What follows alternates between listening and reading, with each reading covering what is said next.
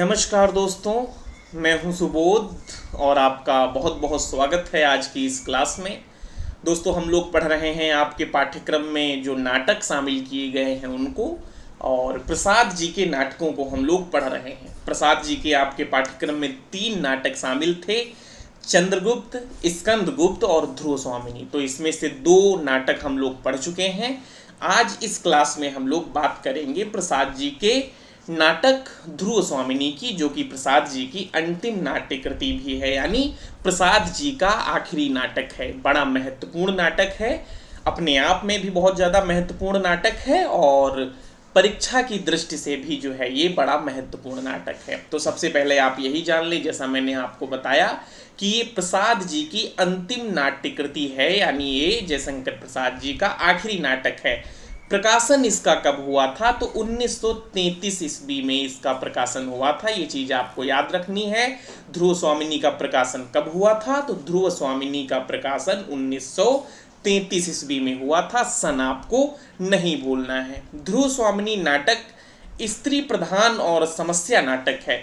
ध्रुव स्वामिनी नाटक से समस्या नाटक का प्रवर्तन माना जाता है। तो ये एक फैक्ट है, आपको याद रखना है कि ये जो नाटक है ये एक स्त्री प्रधान नाटक है और समस्या नाटक है, और इस नाटक से समस्या नाटक का कुछ विद्वान प्रवर्तन भी मानते हैं। तो ये चीज़ आप लोग याद रखें।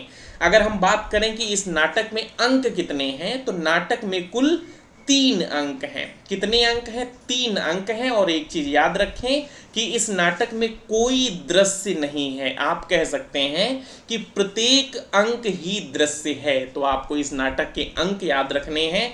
कितने अंक हैं? 3 अंक हैं। तो 2 चीजें यहां से आप याद रखें। पहली चीज याद रखें, इसका प्रकाशन कब हुआ? 1933 ईस्वी में हुआ। इसमें अंक कितने हैं? 3 अंक हैं। और इस नाटक से समस्या नाटक का भी प्रवर्तन का मतलब होता है आरंभ, समस्या नाटकों का आरंभ माना जाता है। ये जो नाटक है, जयशंकर प्रसाद जी ने इस नाटक की कथा कहाँ से ली है? इस नाटक का कथा स्रोत क्या है? तो विशाख दत्त की एक रचना है देवी चंद्रगुप्तम, यहाँ से जो है इसकी कथा प्रसाद जी के द्वारा ली गई है। अब यहाँ से आप ये कंफ्यूज ना हो जाएं कि ये जो है देवी चंद्रगुप्तम क्या क्या मतलब है। होना तो ये चाहिए देव चंद्रगुप्त होना चाहिए। तो देवी आप यहाँ से ये याद रखें कि जो जयशंकर प्रसाद के नाटक में नायिका ध्रुव स्वामिनी है, वही विशाख दत्त की जो रचना है वो ध्रुव देवी है। तो ये जो देवी है वो ध्रुव देवी है, और फिर बाकी बाद में जो चंद्रगुप्त हैं। तो ये आप लोग याद रखें। और अपने ये जो नाटक था, इनका विशाख दत्त का नाटक था, इसमें ध्रुव स्वामिनी का नाम क्या था? ध्रुव देवी था। लेकिन जब चंद्रगुप्त ने ये नाटक लिखा अपना, तो इसमें जो है इन्होंने इनका नाम क्या रख दिया? ध्रुव स्वामिनी रख दिया। आगे इस नाटक के बारे में इनका महत्वपूर्ण कथन है, जब आगे बढ़ेंगे तो ये चीज हम लोग देखेंगे। अंक आपने पढ़ लिए। गीत आप और याद रखें। इस नाटक में कुल गीतों की कितनी संख्या है? सिर्फ 4 गीत हैं। बड़े आसानी से आप इसको तैयार कर सकते हैं। कितने गीत हैं? 4 गीत हैं। अब देख लेते हैं कि ये गीत किनके किनके द्वारा गाए गए हैं और कौन कौन से गीत हैं, ये हम बात कर लेंगे नाटक के आखिरी में। तो ये जो 4 गीत है, इनमें से 2 गीत तो मंदाकिनी गाती है। 2 गीत कौन गाता है? मंदाकिनी गाती है। और 1 गीत कोमा गाती है। तो 2 1 3 गीत हो गए। 2 मंदाकिनी के द्वारा और 1 कोमा के द्वारा, और 1 गीत सकराज की नर्तकियों द्वारा गाया जाता है। तो कुल मिला के कितने गीत हो गए? 4 गीत हो गए। तो ये आपको याद रखना है। अंक कितने हैं? 3। गीत कितने हैं? 4। ये जो है एक ऐतिहासिक नाटक है और गुप्त वंश की कथा का नाटक का आधार है। गुप्त वंश की कथा जो है इस नाटक का आधार है। प्रसाद जी ने ध्रुव स्वामिनी नाम राजशेखर के मुक्तक से लिया है, और उनका ये जो है एक प्रसिद्ध कथन है।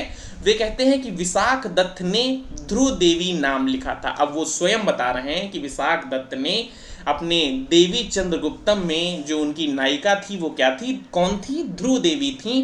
किंतु मुझे ध्रुव स्वामिनी नाम जो राजशेखर के मुक्तक में आया है, सुंदर, आदर्श सूचक और सार्थक प्रतीत हुआ, इसीलिए मैंने उसी का व्यवहार किया।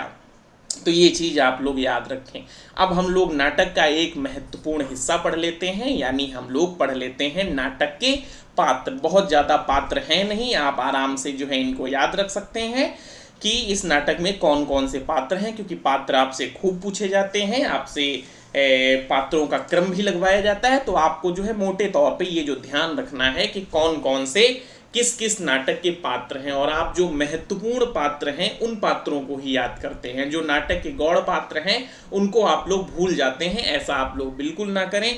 परीक्षक अक्सर आपसे ये करता है कि जो महत्वपूर्ण पात्र होते हैं उनको छोड़ देता है। आपसे ये नहीं पूछा जाएगा कि चंद्रगुप्त किस नाटक का पात्र है, जो इसमें गौड़ पात्र हैं। आपसे सकराज के बारे में पूछा जा सकता है, आपसे पूछा जा सकता है कोमा किस नाटक की महिला पात्र है, तो स्त्री पात्र है। तो इन चीज़ों को आपको याद रखना, सारे पात्रों पर आपको ध्यान की एक दृष्टि बनाए रखनी है, ध्यान से सारे पात्रों को समझना है। तो इस नाटक का जो नायक है वो चंद्रगुप्त है, स्कंदगुप्त का छोटा पुत्र है और रामगुप्त का अनुज भ्राता है।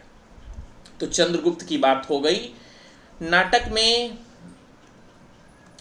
में एक पात्र रामगुप्त है जो स्कंदगुप्त का ज्येष्ठ पुत्र है और चंद्रगुप्त का ज्येष्ठ भ्राता है। यानी रामगुप्त और चंद्रगुप्त ये जो है दोनों भाई हैं। चंद्रगुप्त छोटा भाई है, रामगुप्त बड़ा भाई है, और इनके वहाँ का नियम था कि जो बड़ा बेटा होगा उसी को जो है राज सत्ता दी जाएगी, वो योग्य हो या अयोग्य हो, यानी ज्येष्ठता के आधार पर सिंहासन दे दिया जाता था। इसीलिए जबकि योग्य तो चंद्रगुप्त है, लेकिन राज सत्ता पे कौन आसीन है?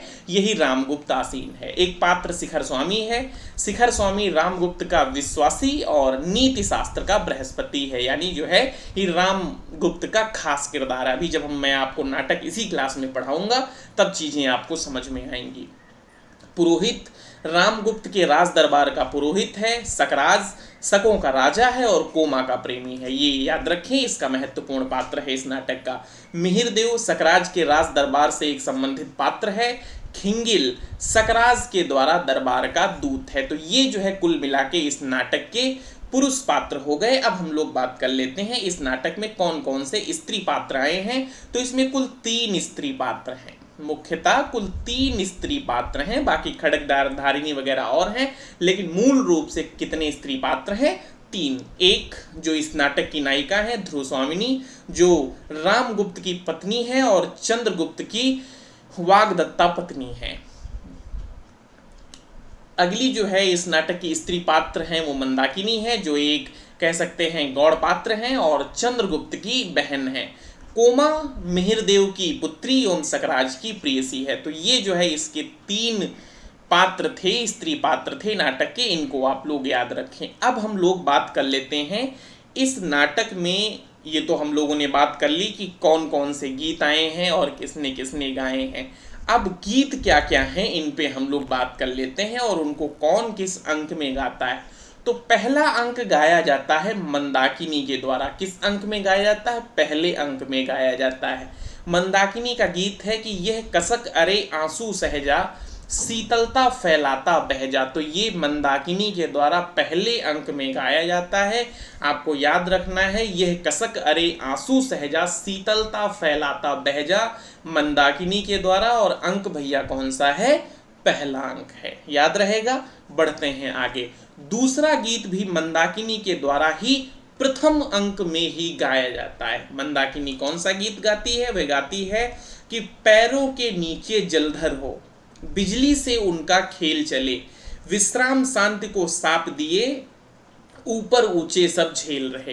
तो ये जो है 2 गीत मंदाकिनी के द्वारा गाए गए हैं, इनको आपको याद रखना है। जैसा मैंने आपको पहले बताया कि बहुत कम गीत हैं, सिर्फ 4 ही गीत हैं। बड़ी आसानी से आप गीतों को याद रख सकते हैं, कोई बहुत ज़्यादा गीत नहीं है। जैसे हम लोगों ने अभी पढ़ा था स्कंदगुप्त, तो स्कंदगुप्त में कुल 17 गीत थे, तो उसमें जो है थोड़ा याद करना मुश्किल था, लेकिन इसमें तो सिर्फ 4 ही गीत हैं, आराम से आप याद कर सकते हैं।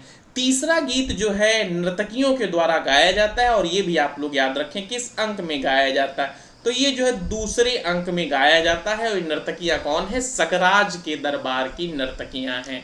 गीत है कि अस्ताचल पर युवती संध्या की खुली अलग घुंघराली है, सब झूम रहे अपने सुख में, तूने क्यों बाधा डाली है। तो महत्वपूर्ण गीत है, आप लोग याद रखें, नर्तकियों द्वारा, सकराज की नर्तकियों द्वारा ये गीत गाया जाता है। तो इन गीतों को याद रखें। एक चौथा गीत भी है इसमें जो कोमा गाती है, द्वितीय अंक में गाया जाता है कि यौवन तेरी चंचल छाया, इसमें बैठ घूंट भर पी लूं जो रस तू है लाया। तो ये जो है इस नाटक का कह सकते हैं एक महत्वपूर्ण गीत है जो आपसे पूछा गया है और आगे भी पूछे जाने की संभावनाएं हैं। तो कोमा के द्वारा द्वितीय अंक में ये चौथा गीत गाया जाता है। गीत कौन सा है? यौवन तेरी चंचल छाया, इसमें बैठ घूंट भर पी लूं जो रस तू है लाया। तो ये जो है इस नाटक के गीत हो गए। अब हम बात कर लेते हैं कि इस नाटक के बारे में हमारे विद्वान क्या कहते हैं। उन विद्वानों की राय एक बार हम लोग पढ़ लेते हैं, उन पे नजर डाल लेते हैं। तो ध्रुव स्वामी नाटक के बारे में नंद दुलारे वाजपेयी जी कहते हैं। क्या कहते हैं नंद दुलारे वाजपेयी? कि ध्रुव स्वामिनी नाटक में समस्या है अवश्य, किंतु यह समस्या नाटक नहीं है, बड़ा ही महत्वपूर्ण कथन है। आए या फिर ना आए परीक्षक की मर्जी है, लेकिन कथन तो महत्वपूर्ण है। नंद दुलारे वाजपेयी का आपको याद रखना है। कथन क्या है? कि ध्रुव स्वामिनी नाटक में समस्या है अवश्य, किंतु यह नाटक समस्या नाटक नहीं है। पंडित जगन्नाथ प्रसाद शर्मा कहते हैं कि भारतीय नाट्य शास्त्र के अनुसार इस नाटक के दो फल हैं, राक्षस विवाह से मोक्ष और महादेवी पद की सच्ची संप्राप्ति। तो ये जो है पंडित जगन्नाथ प्रसाद शर्मा जी का कथन हो गया। ओझा साहब के दो महत्वपूर्ण कथन हैं, दोनों मैंने आपके सामने रख दिए हैं। कथन ये है कि भाषा की दृष्टि से यह नाटक पूर्ववर्ती 3 नाटकों से भिन्न है। इसकी भाषा परिमार्जित होते हुए भी बोलचाल की भाषा के निकट है। आगे ओझा साहब कहते हैं कि इस नाटक का उद्देश्य स्त्री के पुनर्विवाह की समस्या पर प्रकाश डालना है। तो ये जो है इस नाटक के बारे में विद्वानों के मत हो गए। अब हम लोग नाटक की कथा वस्तु पढ़ेंगे, फिर समझेंगे नाटक है क्या। आप जो है मोटा माटी नाटक समझ पाएंगे। और मैं आपसे लगभग हर क्लास में कहता हूं कि जब तक रचना आप स्वयं से नहीं पढ़ेंगे आपका उद्धार होने वाला नहीं है। लेकिन भूमिका के तौर पे आपको थोड़ा बहुत नाटक समझ में आ जाए और कुछ चीजें नाटक के बारे में पता चल जाएं, उसके लिए आगे आपको कथा वस्तु बता दी गई है, जिससे आप नाटक समझ पाएंगे कि नाटक है क्या। तो नाटक ऐसे प्रारंभ होता है कि ध्रुव स्वामिनी नाटक की नायिका ध्रुव स्वामिनी ही है। पहले रामगुप्त की पत्नी रहती है, जो बाद में चंद्रगुप्त की अर्धांगिनी बन जाती है। ठीक है, ये जो है आपको याद रखना है। नायिका कौन है? ध्रुव स्वामिनी है।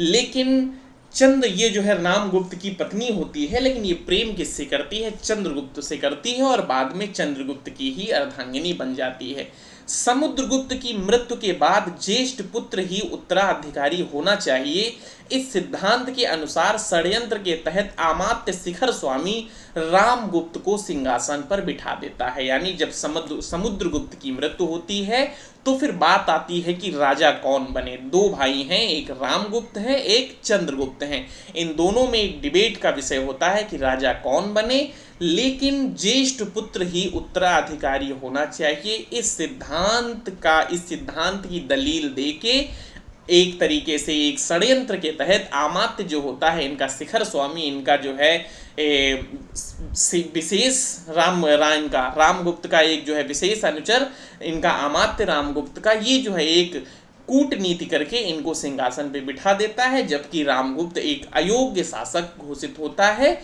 फिर भी जो है वो सिंहासन पे आसीन है। रामगुप्त गद्दी पर बैठते ही चंद्रगुप्त की वाग्दत्ता ध्रुव स्वामिनी का अपहरण कर बलपूर्वक राक्षस विवाह कर लेता है। रामगुप्त ध्रुव स्वामिनी का प्यार पाने के लिए, उसके मन की भावना को जानने के लिए स्त्री गुप्तचरों को नियुक्त करता है। रामगुप्त इससे जो है ध्रुव स्वामिनी से जबरदस्ती विवाह तो कर लेता है, लेकिन ध्रुव स्वामिनी जो है चंद्रगुप्त से प्रेम करती है। इसीलिए रामगुप्त ये जानना चाहता है कि इसके मन में मेरे प्रति क्या चलता है, तो वो उसके आसपास स्त्री अनुचरियों को लगाता है ये जानने के लिए कि इसके मस्तिष्क में मेरे लिए आखिर चलता गया है। कहानी आगे बढ़ती है। सकराज गुप्त साम्राज्य पर आक्रमण कर पहाड़ों की घाटियों पर रामगुप्त को भी घेर लेता है। सकराज आक्रमण करता है और रामगुप्त के साम्राज्य को चारों तरफ से घेर लेता है। सकराज गुप्त के पास संधि प्रस्ताव भेजता, सकराज रामगुप्त के पास संधि प्रस्ताव भेजता है जिसमें वह ध्रुव देवी को उपहार स्वरूप मांगता है तथा अपने सामंतों के लिए शक सामंतों की पत्नियां मांगता है। ये चीज आप लोग याद रखें। शक जो सकराज है इनके साम्राज्य को घेर लेता है और ये जो है इनके सामने संधि प्रस्ताव रखता है और संधि प्रस्ताव में अपने लिए ध्रुव स्वामिनी को मांगता है और अपने सामंतों के लिए उनके सामंतों की स्त्रियां मांगता है। लेकिन नीच रामगुप्त जो है इस संधि को स्वीकार कर लेता है। जो ध्रुव स्वामिनी को दिल को ये सुन के बड़ी ठेस पहुंचती है। मंदाकिनी रामगुप्त के इस अमानवीय प्रस्ताव की सूचना चंद्रगुप्त को देती है। चंद्रगुप्त स्वयं ध्रुव स्वामिनी के वेश में सकराज के पास जाने की योजना बनाता है। रामगुप्त चंद्रगुप्त और ध्रुव स्वामिनी के प्रेम प्रसंग से क्रोधित होकर ध्रुव स्वामिनी को भी चंद्रगुप्त के साथ जाने की दृढ़ता पूर्वक आदेश देता है। यानी वो लोग एक योजना बनाते हैं कि चंद्रगुप्त जो है ध्रुव स्वामिनी के वेश में सकराज के पास जाएगा। सकराज को खिंगिल यह सूचना देता है कि रामगुप्त ने उसका संधि प्रस्ताव स्वीकार कर लिया है। कौन सा संधि प्रस्ताव? ध्रुव स्वामिनी वाला, कि हमें ध्रुव स्वामिनी चाहिए संधि में। जब ये संधि प्रस्ताव आता है तो कोमा और मिहिरदेव इस संधि प्रस्ताव को सुनकर नारी गौरव के प्रति चिंतित होते हैं। सकराज के दुर्ग में छद्मवेशी चंद्रगुप्त और ध्रुव स्वामिनी के बीच वास्तविक ध्रुव स्वामिनी को लेकर विवाद होता है। ध्रुव स्वामिनी कृत्रिम झगड़े में चंद्रगुप्त का उत्तरीय हटा देती है और चंद्रगुप्त अपने वास्तविक रूप में आ जाता है। चंद्रगुप्त द्वंद्व युद्ध में सकराज का वध कर उस दुर्ग पर अधिकार कर लेता है। कोमा ध्रुव स्वामिनी की अनुमति से सकराज का शव ले जाना चाहती है, किंतु रामगुप्त के सैनिक मिहिरदेव सहित कोमा का वध कर देते हैं। रामगुप्त के आदेश पर चंद्रगुप्त और अन्य सामंतियों को बंदी बना लिया जाता है। ध्रुव स्वामिनी चंद्रगुप्त को अन्याय का विरोध करने के लिए उत्साहित करती है। रामगुप्त चंद्रगुप्त को कटार मारना चाहता है, किंतु इसी बीच सामंत कुमार उसके ऊपर प्रहार कर देते हैं और रामगुप्त की मृत्यु हो जाती है। नाटक के अंत में सामंत कुमार परिषद चंद्रगुप्त और महादेवी को राज सिंहासन पर बिठाकर जय जयकार करते हैं। तो ये कुल मिला के इतना सा नाटक था। नाटक की एक बेसिक कथा वस्तु आपको बता दी गई। समझ में आ गया होगा कि नाटक किस प्रकार से है, क्योंकि बहुत बड़ा नाटक नहीं है, छोटा सा नाटक है। 1-2 घंटे में अगर आप चाहेंगे आराम से पढ़ जाएगा। मैं आपसे बार बार कहता रहता हूँ, फिर कह रहा हूँ कि नाटकों को, जो भी कृतियाँ आपके पाठ्यक्रम में शामिल की गई हैं उनको जरूर पढ़ें। उनकी कथा वस्तु से काम अब की परीक्षाओं में चलने वाला नहीं है। सारे नाटकों को आप पढ़ें, सारे उपन्यासों को पढ़ें, सारी कहानियों को पढ़ें, सारे निबंधों को पढ़ें, तब वहाँ से आप प्रश्नों को हल कर सकेंगे। तो इन टाइप की क्लास को देखने का मज़ा तभी है जब जो है नाटक आपका पूरा पढ़ा हो और आप इन क्लासों के जरिए एक अच्छी तरीके से आप नोट्स बना सकें और अपना रिवीजन कर सकें। ये जो है फैक्ट आपको इस क्लास में बता दिए जाते हैं। जब आपकी रचना पूरी पढ़ी होगी तो ये क्लासें आपके लिए बहुत ज़्यादा महत्वपूर्ण हो जाएंगी। लेकिन अगर रचना आपकी पूरी नहीं पढ़ी है तो फिर ये क्लासेस आपके लिए उतनी सहायक सिद्ध नहीं होंगी। तो फिलहाल आज की ये क्लास थी, उम्मीद करते हैं आपको पसंद आई होगी। अगर क्लास पसंद आई है तो क्लास को लाइक कर दें, चैनल को सब्सक्राइब कर लें। धन्यवाद, नमस्कार।